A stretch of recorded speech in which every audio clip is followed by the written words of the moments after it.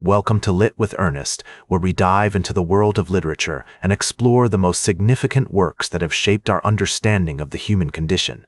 Today, we're going to tackle Alexander Pope's masterpiece, the Dunciad. This satirical poem is a scathing critique of the literary establishment of 18th century England, and its themes of artistic integrity, cultural critique, and the power of language are just as relevant today. To understand the significance of the Dunciad, let's take a step back and look at the historical context in which it was written. In the early 18th century, England was experiencing a surge in literary production, with writers like Jonathan Swift and Daniel Defoe gaining popularity. However, this growth also led to an influx of mediocre writers who were more interested in making a quick buck than in producing quality work. Pope, as a prominent figure in the literary scene, was determined to expose these dunces and their corrupting influence on literature. The Dunciad relates to several major literary traditions, including satire, mock epic poetry, and Augustan literature. Satire in particular is a crucial element of the Dunciad, as Pope uses irony, ridicule, and sarcasm to critique the literary establishment. The poem is also heavily influenced by classical models, such as Virgil's Aeneid and Homer's Iliad, which adds to its mock epic tone. One of the key themes in the Dunciad is the concept of artistic integrity.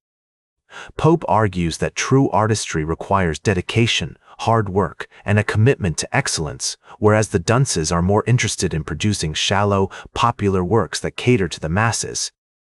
This theme is exemplified in Book 1 of the Dunciad, where Pope writes, "And thou dull fool, who dost thyself proclaim a poet without sense or art or flame."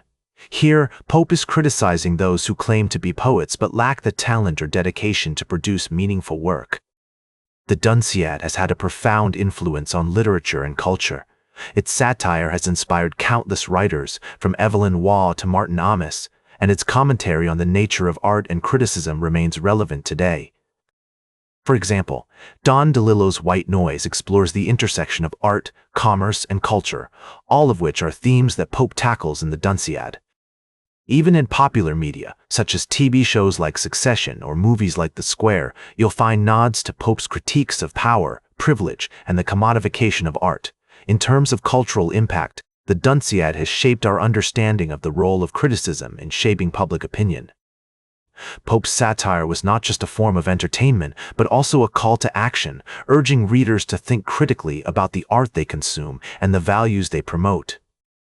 This legacy can be seen in contemporary critics like James Wood or Zadie Smith, who continue to champion rigorous intellectual engagement with literature and culture. As we reflect on the Dunciad's enduring significance, it's clear that Pope's masterpiece remains a powerful commentary on the human condition. His satire reminds us that true artistry requires courage, discipline, and a willingness to challenge the status quo. Like Pope, we must be willing to speak truth to power, even if it means ruffling a few feathers.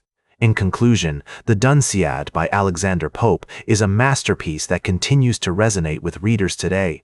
Its themes of artistic integrity, cultural critique, and the power of language are timeless. As we navigate the complexities of our own cultural landscape, the Dunciad serves as a reminder that good art demands effort, discipline, and a commitment to excellence. Like this episode if it hit true. Share it if you respect honest talk about books.